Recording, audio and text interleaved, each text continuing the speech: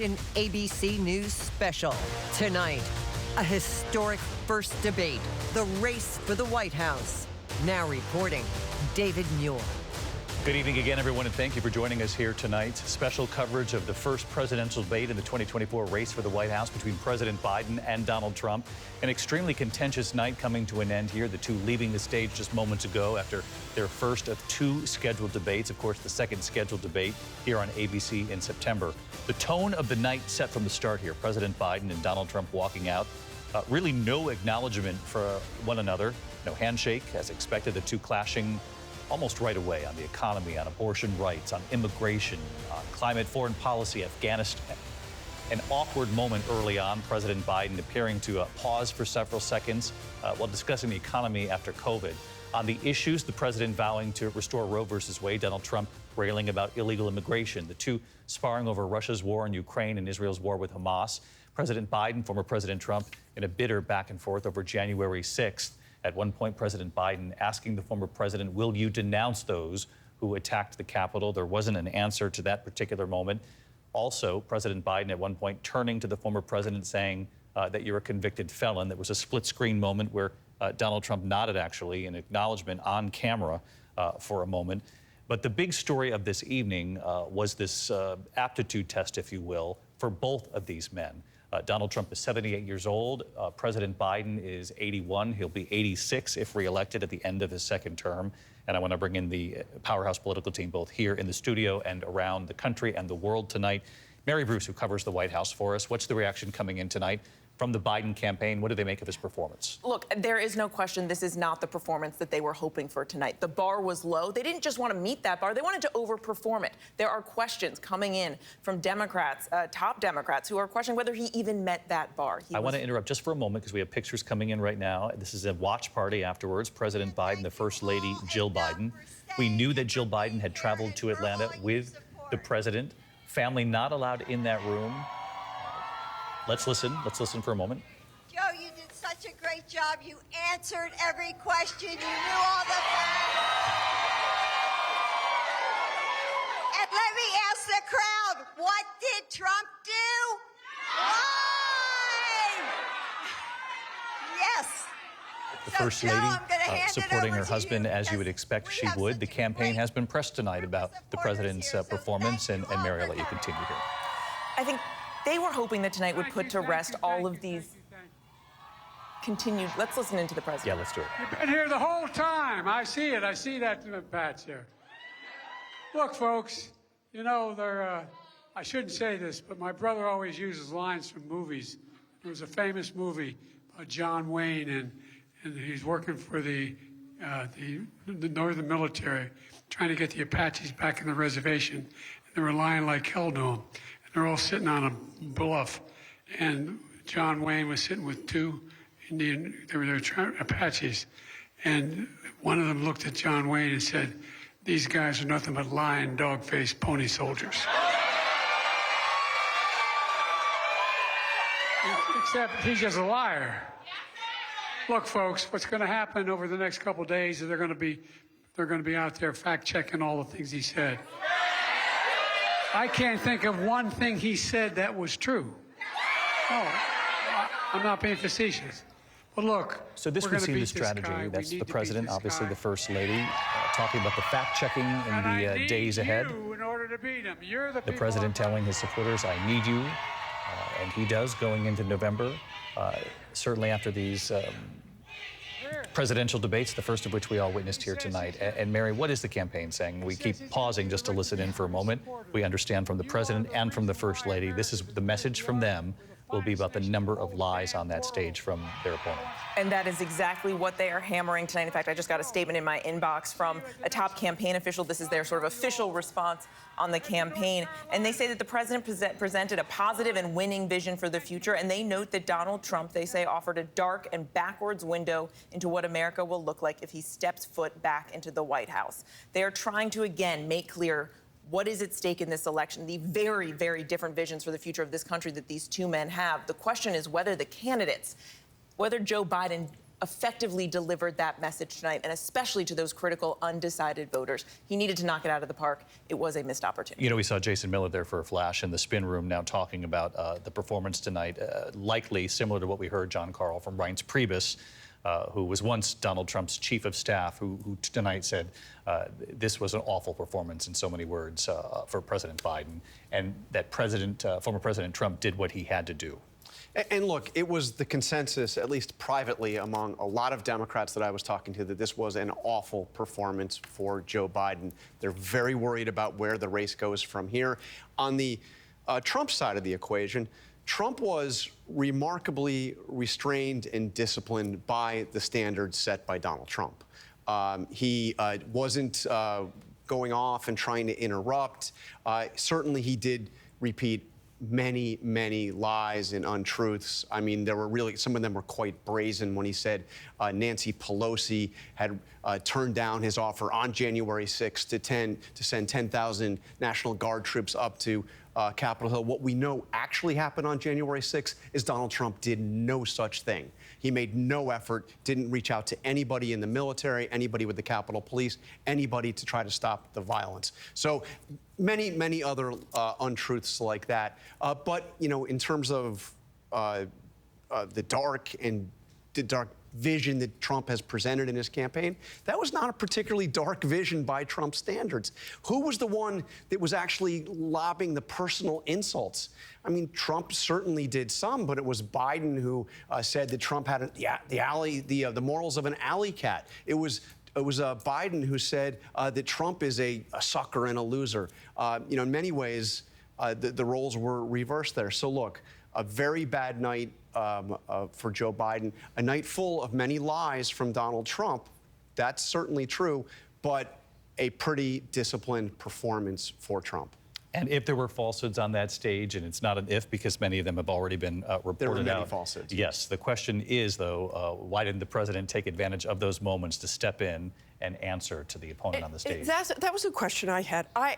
Not only did he not step in, I kept asking myself, what exactly is the strategy here for this debate? What is Joe Biden trying to do here with Donald Trump?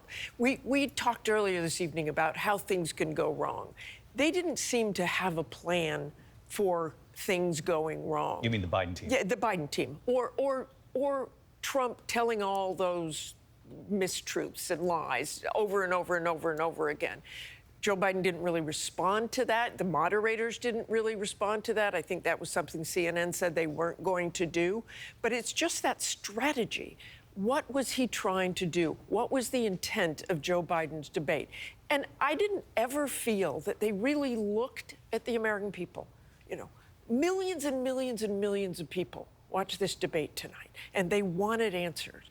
Did they get them? I'm not sure. Again, it was just Joe Biden isn't responding very well. Joe Biden is taking huge pauses. That may overwhelm absolutely everything, because that's not going away. We'll see that tape over and over and over. We probably already are in ads over and over and over again. That is going to be a very, very tough thing for the Biden campaign to recover from. And, you know, the falsehoods on the stage, President Biden did talk about lies. He said this is malarkey. He called him a liar. They both called each other liars, in fact. The question is, though, on some of the issues where there are such stark differences, abortion rights in this country. I mean, we have a very different Supreme Court. The overturning of Roe a couple of years ago now. That's the new ruling today. There were a lot of immediate sort of headlines that Americans can latch onto, and they might be at very different ends of the spectrum on the issues, but there wasn't a true engagement on the real crystal clear differences here. That's exactly right. They didn't counter one another's arguments. They just went off in different directions. You're a liar.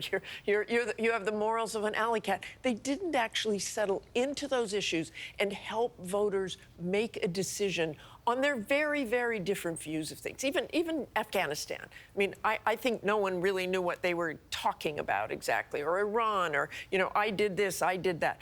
There were really poor explanations in many instances of where they stood on these things, and yet they have very, very clear differences that if you didn't know much about them, would be completely lost on. Yeah, and I'm so curious, Linsey. Let me just ask Linsey real quick on this notion of anxiety, though, because we talked about this going into the evening, the tension and anxiety for the American people, right? Knowing there's a 78-year-old and an 81-year-old on the stage, knowing what the polls have told us, and John, you and I have talked about this too, that the American people do not want either one of these candidates. Not everyone, but the majority of people polled say, yeah, you know, these are not the candidates that I would have picked. You got to wonder what viewers at home think about the performances they saw tonight, and if it just was even more anxiety-provoking, if you will. Exactly, and just to follow up on Martha's point here, there were a lot of unanswered questions, even when Joe Biden pointedly said to Donald Trump directly, well, what about the insurrectionists on January 6th? What about the Proud Boys? Will you denounce them now? And then it just went unanswered and they moved on. Or at another point when Donald Trump said, oh, well, you know, you have these, by the millions, these people who are coming across the border during Biden's administration. They're taking the black jobs and the Hispanic jobs. And there was no follow-up on, you know, what is a black job or a Hispanic job? I think that there was so much that was thrown out there that then just kind of hung on both sides. That might have been obvious moments in past debates in very recent times where the other person would pounce. I mean, those are, as you put, unforced errors and missed opportunities for the other side. A lesson for debate moderators, and we have three of the best in the business right here. What you do in a moment like that is you say your response. You don't move on to another question, which unfortunately is what happened here. But it's beyond that. I mean, David, as we talked about earlier, you are hearing discussions, at least privately among Democrats, about whether or not there is a path towards a different nominee. That is the level of concern that you are hearing, at least privately, and we'll see if it gets to be public, among prominent Democrats concerned about what happened tonight. It's really interesting, President Biden, just that moment that we aired there, more animated there than he was on the debate stage the whole night, really. He's been a week preparing for this debate. A crowd. It was over. Yeah, no, probably. Jason Miller, Trump campaign spokesperson, did offer this moments ago about Donald Trump's performance tonight. Let's listen and we'll get your reaction here. It was pretty good. It was easily the best performance. I think when President Trump laid out his vision, what he's going to do about bringing back our strong economy, and also when he called Joe Biden out for how many illegals were in the country, and Biden didn't even answer. And that was the thing. Biden took body blows over and over and over for 90 straight minutes on his disastrous border policies and never once said what he would do to fix it. Never once. Is that the most important issue, you think, the border? Hard in that room, but he did say he gave his best performance. Donald Trump said that President Biden took body blow after body blow over the course of 90 minutes, insinuating that he did not respond in moments where he could have, Linsey, which was the point you were making.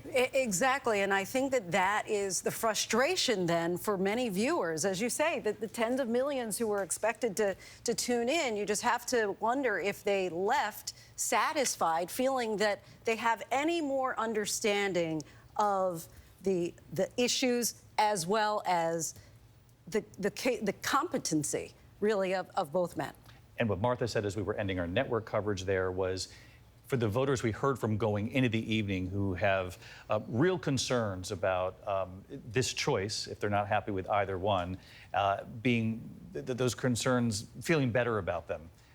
And the question is whether or not anyone watched this tonight and felt better about the choices that they have at hand. Rick Kleiner, political director, waiting over at the board. And one of the things we were curious about, you know, historically, incumbents in their first debates don't always perform very well. In fact, many have not. The question is whether or not this was a bad performance or something more, and what the conversation will be come tomorrow and in the days ahead. But how big of an impact has some of these first debates had? Yeah, I'll call it the curse of the incumbents, David, and it's really striking because you can go back. There have been 7 presidents in the modern era of presidential debates that have run for re-election, faced voters in a debate, and 6 out of the 7 saw their polls drop in the week or two afterward. We remember Donald Trump's performance, that interrupting performance that hurt him in the polls just 4 years ago. Remember Barack Obama taking a lot of incoming from Mitt Romney, didn't seem prepared. The same for George W. Bush. You can go all the way back to Ronald Reagan and Jimmy Carter, and you had rough first debates.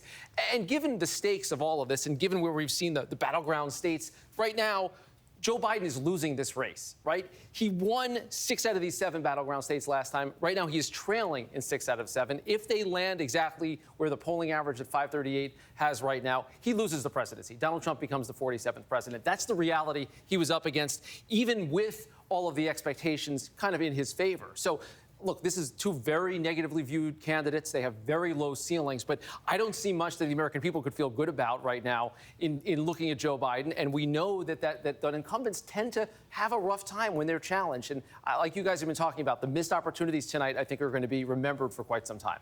5 months to go.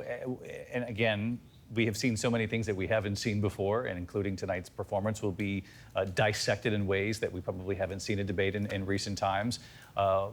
5 months, though, that can change the course of the trajectory of the entire race. That's exactly right. And look, we know from our polling, we know from others' polling, there's lots of people out there that haven't definitively made up their mind, not necessarily between the two candidates, right, but between whether they vote or not. Joe Biden has said before, I'm running sometimes against the couch. That's the biggest obstacle he may have in this race. There's third-party candidates, yes. I don't see how anything that happens right now in June changes the trajectory of everything, except for those conversations that are going to be very much in the ether right now, because voters that were looking for some kind of assurance around Joe Biden, they certainly didn't get it tonight. If they were unsettled, did they stick through for the full 90 minutes, or do you think we'll see tomorrow that some people thought that, well, this is a pairing that I just can't sit through 90 minutes? A lot of texts from friends and family saying, you know what, I'm going to bed. There wasn't much to be happy with. There you have it. Well, we'll look at the numbers tomorrow, right, Rick, and we'll see if your family was spot on. All right, Linsey Davis is going to continue the coverage here on ABC News Live. We'll be right back in just a moment.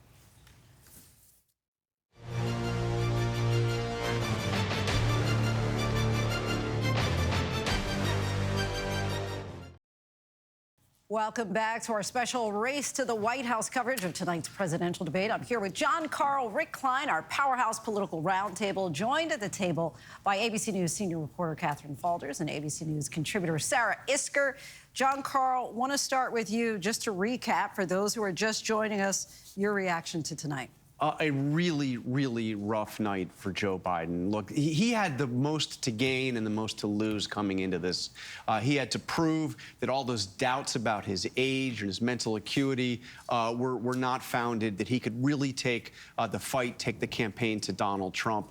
And look, I'm hearing from a lot of Democrats, they're saying this privately now. We're not hearing any prominent Democrats say anything publicly along these lines, but saying that they are deeply concerned about Biden's performance. One Democratic member of Congress who I talked to during the debate reached out, said, I'm in a state of shock. He is diminished to an extent that has become undeniable. That is a Democratic member of Congress who has been a prominent Biden supporter.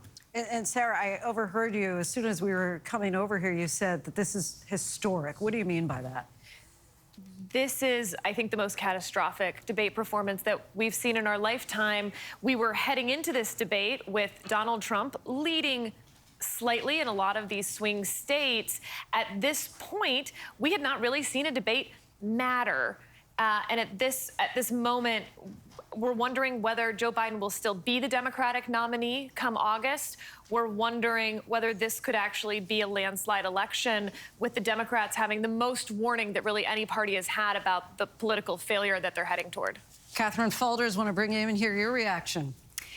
Well, look, I think the Trump world, as we know, they're ecstatic. They think that this was a huge win for Donald Trump. Now, they may be exaggerating that a bit, but I think a lot of this worked in his advantage in some ways, starting with the rules of this. He wasn't able to interrupt, for example. He couldn't talk over Biden. That was something that his aides were happy, at least, going into the debate. Now, the question was whether he stayed on message. What does that mean for Donald Trump? But that he just didn't get so explosively angry. Now, I would say that watching his performance during the debate, he didn't answer a lot of the questions. He was asked at one point how he would cut child care costs. Didn't answer that. Talked about something entirely different, obviously.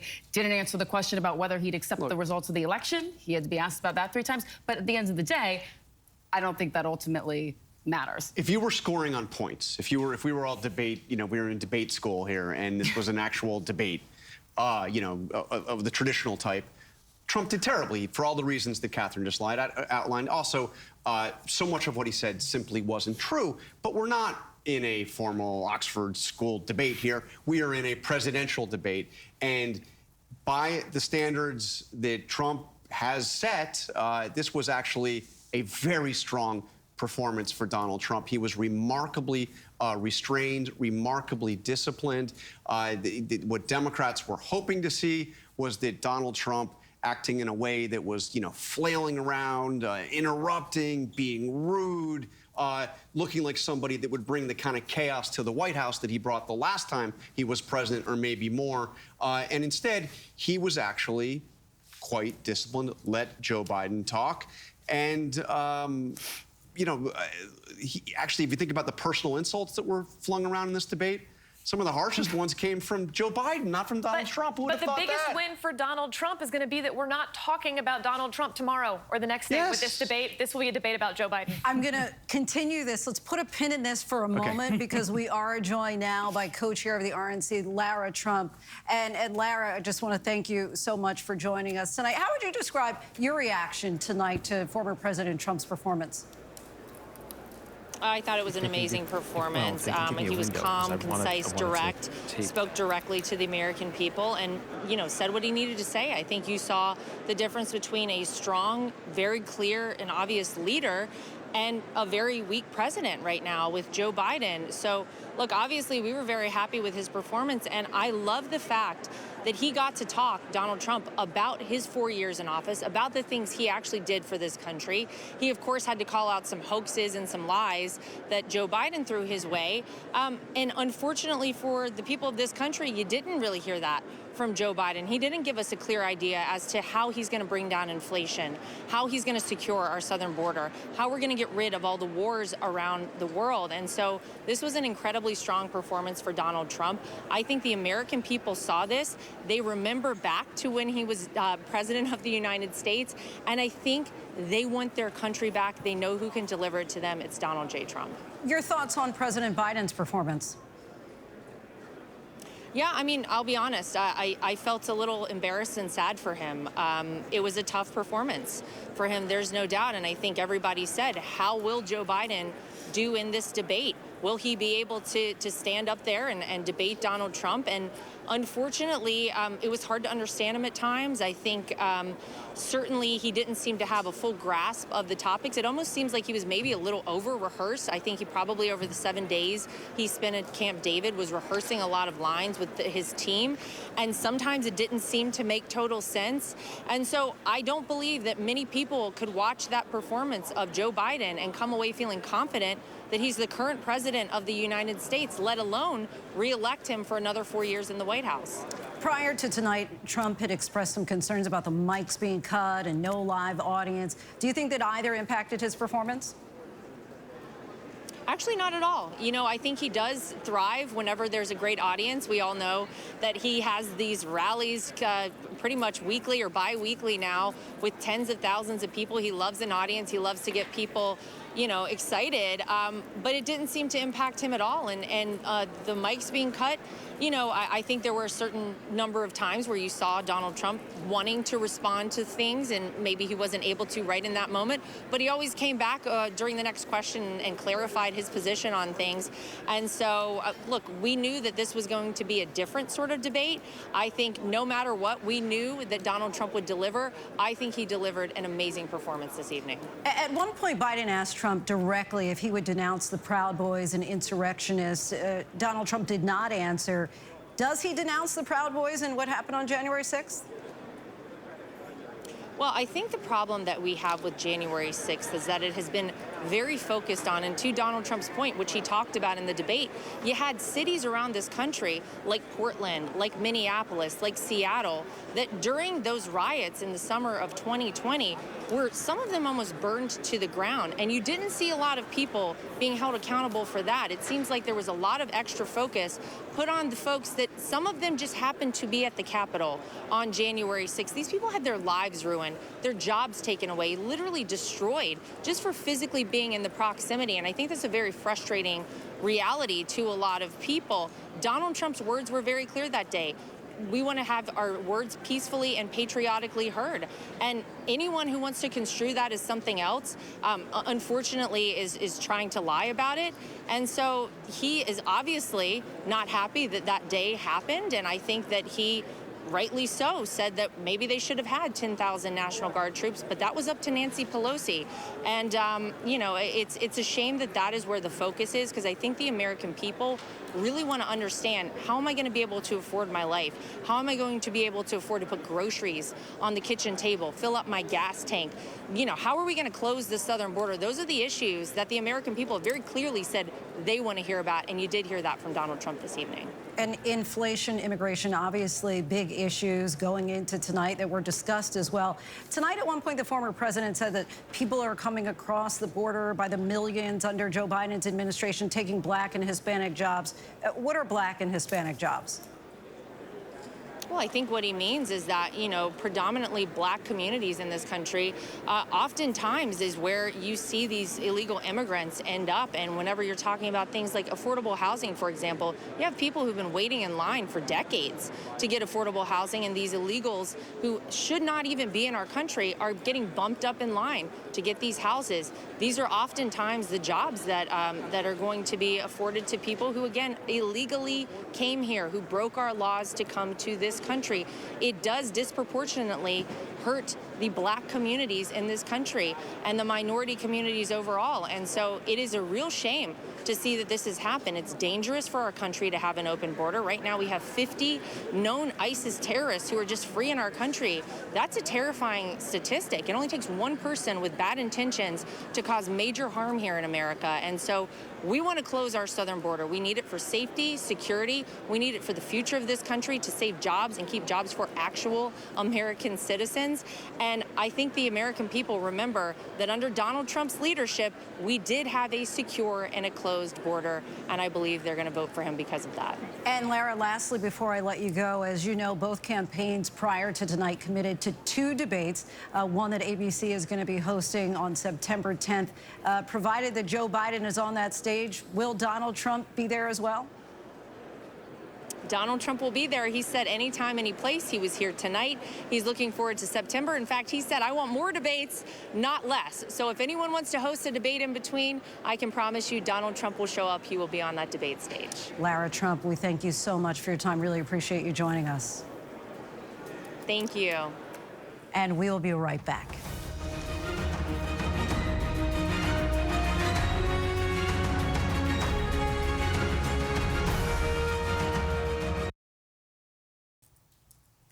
And we are joined now by ABC's political director, Rick Klein, back with us. So, Rick, we've been hearing these murmurings about, oh, you're not going to see Joe Biden anymore, from some pundits and people who are, you know, sending some texts.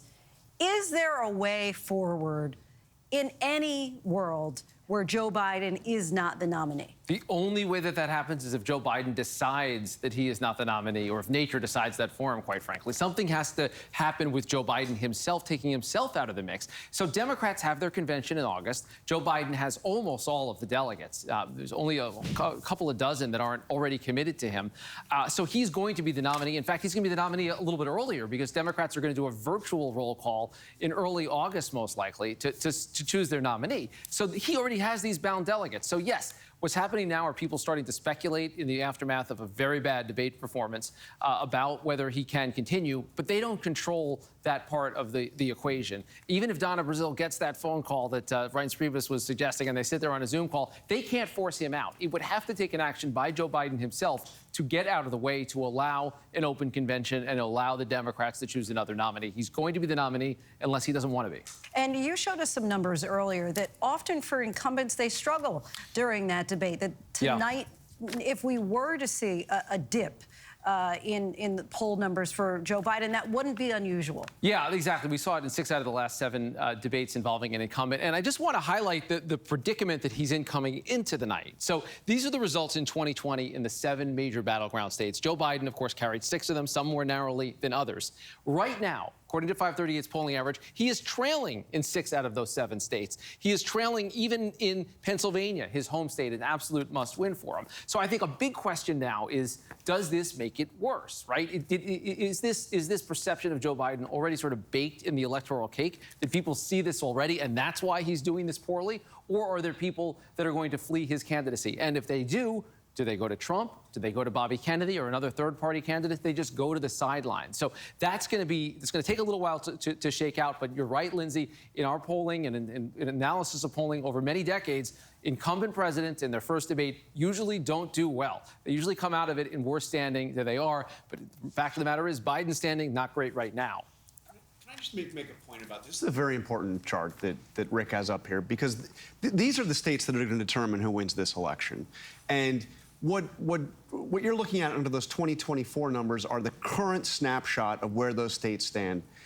With Trump, margin of error, within the margin of error, slight lead in 6 of the 7 states. But the key thing here is that has been consistent for 9 months.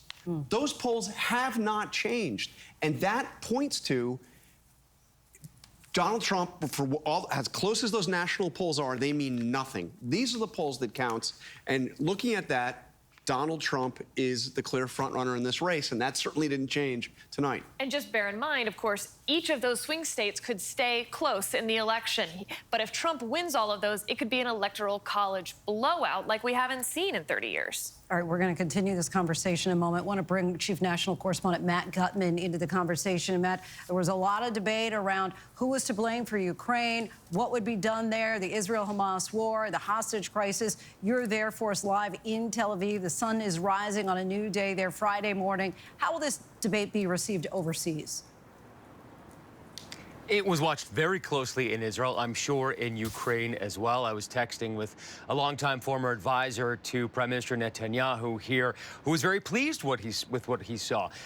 President Biden had, I think, what was one of his most coherent answers about Israel, the Palestinians in Gaza. He outlined a path forward, a proposal for a ceasefire that he has been working on with Qatar, Egypt, and Israel, of course. He said that he supports Israel and that Hamas should be eliminated, but that he didn't want to give Israel those 2,000-pound bombs that could be used in urban areas because Palestinians were being killed in such large numbers. And, you know, former President Trump did not take the bait. He was not interested in answering the question or going into the Mideast. He sort of swatted that aside by just dismissing Joe Biden as saying he was like a Palestinian, a very bad Palestinian, a weak one, which so many people took as a slur. Racism here in Israel and in the West Bank and Palestinians across the world. So it was very offensive to many people. And then he was asked a direct question about a future Palestinian state. Would you support it? He evaded that as well, said, well, I'll have to see. And then he sailed off into NATO and saying that we don't need to support it, and that when he was president, NATO actually paid the U.S. and was finally chipping in more. So he tried to avoid a lot of those questions, was strong about Ukraine, saying that he just doesn't really seem to want to support it that much. But the Prime Minister's office, I think, was very pleased with what they saw. And this might affect, Lindsay, Netanyahu's relations with the Biden administration going forward, seeing him as a lame duck. They might try to wait and play for time until they think that President Trump will be in office in January. Interesting to hear that reaction potentially from overseas there. Matt Gutman, our thanks to you. I want to bring in Terry Moran now for more. Terry, your biggest takeaway from the night? I think it's what everybody else's is. It's the eyeball test, you know, that millions of Americans did tonight and will do in the coming days on President Joe Biden's fitness for a second term. The presidency is a leadership position. It's an executive position, a get things done, can-do position, and voters know that. That's why one of the reasons they've only elected 2 people directly from Congress who'd only served in Congress, because Congress is more of a talking shop. They elect governors, they elect generals, and 1 businessman. And part of executive leadership is vigor, is oomph, is the ability to marshal resources, to bring people together, to plot a vision, and to rally people to go do it. That takes oomph, that takes vigor. They did not see that on stage from Joe Biden tonight. And Terry Moran, we know that, and this is something we haven't talked about just yet, that RFK Jr. was holding his own answer, streaming Q&A, trying to participate in the debate, even though he wasn't able to qualify to be on the stage tonight.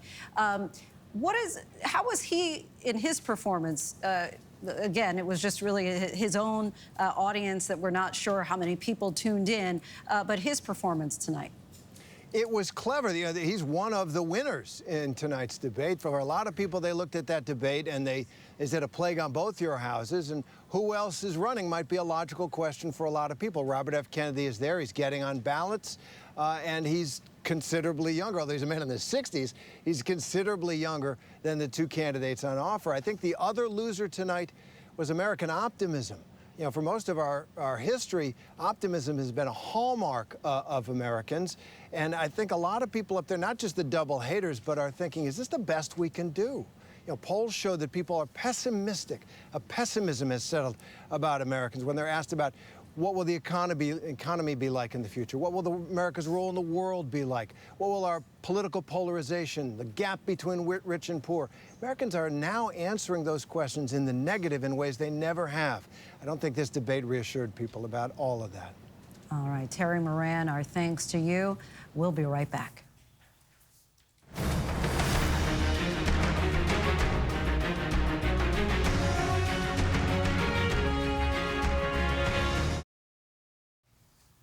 Welcome back, everyone, as we continue our debate night coverage. We are joined now by Vice President Kamala Harris.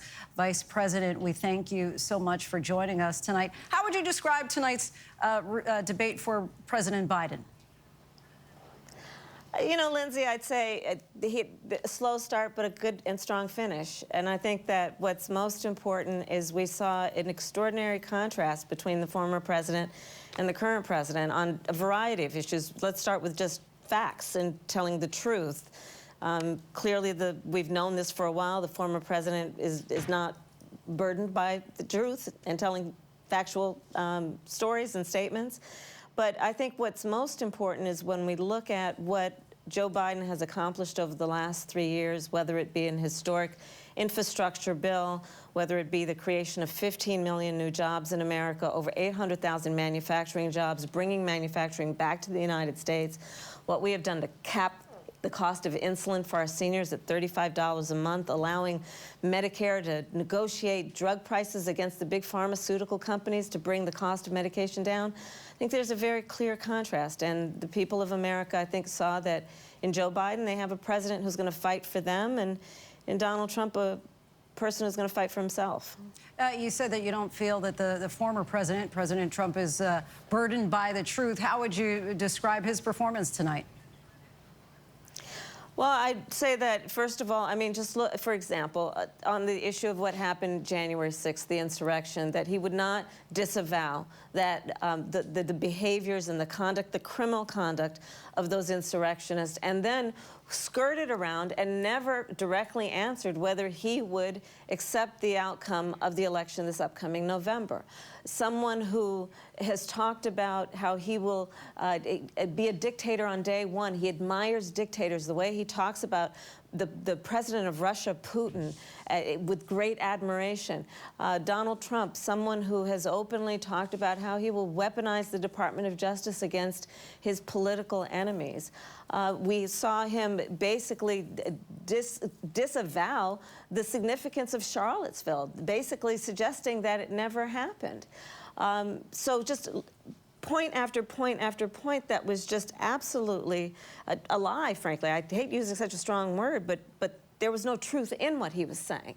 And when we think about what's at stake in November, it is about a president like Joe Biden, who is going to fight to protect a woman's right to make decisions about her own body, the freedom that an individual should have to make decisions about their own body and not have their government take that decision from them, versus the former president who openly talks about how proud he is that he hand-selected 3 members of the United States Supreme Court to take those freedoms, to undo the protections of Roe v. Wade. They did exactly as he intended, and now in state after state, we're seeing laws being passed that punish healthcare providers, provide prison, in Texas, prison for life.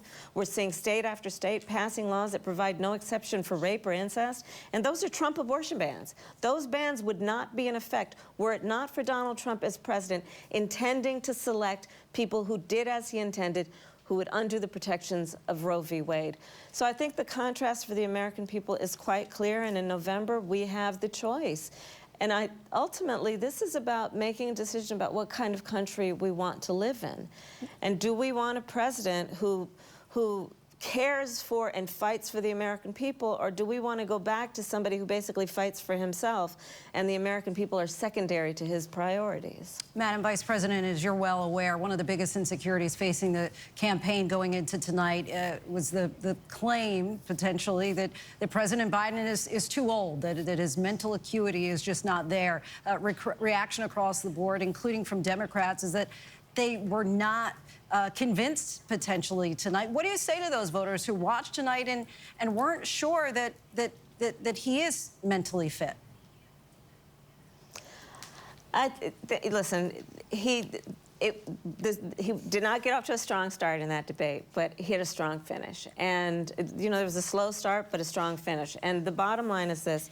Let us not decide the outcome of who's going to be president of the United States based on a 90-minute debate. Let's measure that decision against the last 3.5 years, where we have seen extraordinary growth in our economy, where we have seen extraordinary growth in terms of what our standing in the world, what we have done to strengthen NATO and strengthen the relationship with our allies. And, you know, to get more directly to your question, Linsey, I'm Vice President 24 hours a day, 7 days a week, and I spent a lot of that time with Joe Biden, whether it is in the Oval Office where he negotiates bipartisan deals in a way that nobody can in this era. I spend time with him in the Situation Room where he is bringing together leaders from our military and intelligence community to ensure America is safe, where he is when he is on the national stage convening leaders around the world who I have witnessed go up to Joe Biden asking for his counsel and advice. That's the Joe Biden I see every day. And I would urge folks to look at the record and look at the record of accomplishment and then look at what we've got on the other side in Donald Trump, somebody who lies, somebody who has been found by a court of law and a jury of his peers to be guilty of 34 felonies, someone who intended to take the most fundamental freedom from the American people, which is the freedom to make decisions about their own body, and instead he believes in investing that decision in the government. This is the choice for the people in November, and ultimately I think we have to decide what kind of country do we want to live in. I know you're short on time, and so I want to respect that. Just last question. As effectively as you've been able to pass along and communicate your message tonight for the campaign, do you feel that he was able to do that same job in communicating to the American people? What I have simply talked about are the accomplishments of Joe Biden and his administration. He has done it quite well. Okay, Vice President Kamala Harris, we thank you so much for your time. Really appreciate it. Much more of our race to the White House. Special coverage continues when we come back. Stay with us. Welcome back, everyone. One sentence, final thoughts. Sarah, we'll start with you and work our way around. We are talking about whether Democrats will replace their nominee for an election that's 4 months away. We're talking about also the vice presidents and how they are becoming the most important. I think what Harris just said to you, that they didn't get off to a strong start but a strong finish. I think we'll continue to hear that from Democrats. I'm curious to see how that ultimately plays going forward. I think you just heard the vice president much more effectively make the argument against Donald Trump than the president did. She's hearing from the same people that we're hearing from. Guys, our political powerhouse, we thank you so much. Our coverage continues, but that does it for this hour of our special coverage. I'm Linsey Davis. Be sure to stay tuned to ABC News Live as our race to the White House coverage of the first presidential debate continues.